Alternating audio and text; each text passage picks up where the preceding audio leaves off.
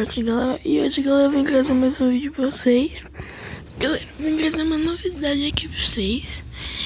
Como eu tenho Twitter agora, galera, dá pra ver aqui as novidades. Eu printei aqui, galera. Olha o que o Thomas falou. Há uma nova tela de configurações. Isso realmente faz sentido. E assim, mais opções também. O que você acha? E deixou essa imagem aqui. Vocês viram na tela anterior? Tinha aqui, né, galera? Ele deixou essa imagem aqui pra gente, galera. E, galera, assim é muito mais fácil mexer nas configurações, né, galera? E vai ter na 0.16 esses comandos aqui, galera. Então, é bom.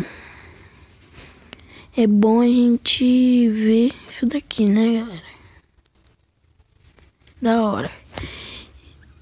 Mas, galera, só isso daqui. Se vocês gostaram, deixe seu like, porque ajuda, galera. Eu vou trazer esse vídeo pra falar sobre isso, galera. Então...